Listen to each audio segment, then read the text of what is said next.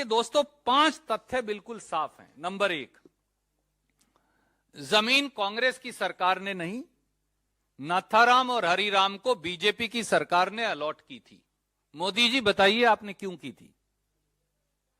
BJP बताइए आपने ये जमीन क्यों अलॉट की थी? आप ही कह रहे हैं कि वो दोनों आदमी फर्जी थे, तो बीजेपी के कौन से नेता उस फर्जीवाड़े में शामिल थे और मोदी जी और नड्डा जी उस फर्जीवाड़े में उन पर फर्जीवाड़े का मुकदमा दर्ज करके कब कार्रवाई करेंगे? कांग्रेस की सरकार ने तो की नहीं।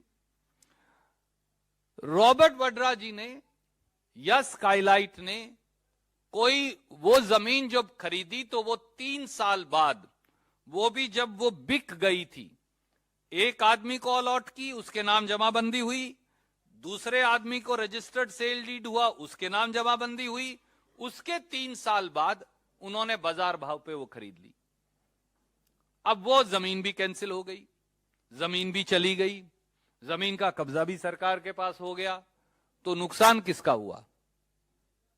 बेचने वाला तो अपने पैसे लेके घर चला गया, जिसकी जमीन थी सरकार की जमीन उसके पास चली गई, उनके पास रह गया एक कागज जिसके कोई मायने नहीं। तो इसलिए विक्टिम यहां स्काईलाइट हॉस्पिटैलिटी और रॉबर्ट वड्रा हैं और कसूरवार भाजपा ही हैं जिन्होंने फर्जीवाड़ा किया है। नंबर 3, अगर कुछ था तो भैया 2008 के बाद तो आप ही की सरकार थी, 2008 तक तो आपकी सरकार थी और 13 के बाद फिर आपकी सरकार थी 5 साल। कांग्रेस की तो 8 से 13 के बीच में ही थी, 14 के बाद फिर आपकी सरकार थी। एफआईआर भी आपकी सरकार में दर्ज हुई, चार्जशीट भी आपकी सरकार में दर्ज हुई, सप्लीमेंट्री चालान भी आपकी सरकार में दर्ज हुआ। तो फिर रॉबर्ट वड्रा जी का या स्काईलाइट हॉस्पिटैलिटी का कोई नाम तो है नहीं, कहीं उनका नाम ही नहीं है, ना एक्यूज के तौर पर है, ना गवाह के तौर पर है, ना कहीं और है, इसलिए कि वो तो फाइनल विक्टिम वही है। और ईडी ने जो फर्जी ईसीआईआर दर्ज की, आज तक उसमें भी कोई चालान पेश नहीं किया, 2015 से 2022 तक। तो 15, 16, 17, 18, 19, 20, 21, 22, सर 8वां साल है। तो मोदी जी कोई अगर कसूर था तो आप चालान पेश कर देते, सजा करवा देते।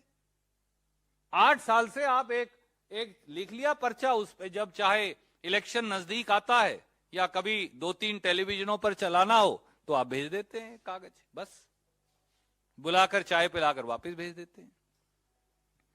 और हाई कोर्ट ने कोई adverse finding Shri Robert Vadra के खिलाफ या स्काईलाइट के खिलाफ दी ही नहीं, जो मैंने आपको पढ़कर सुनाया।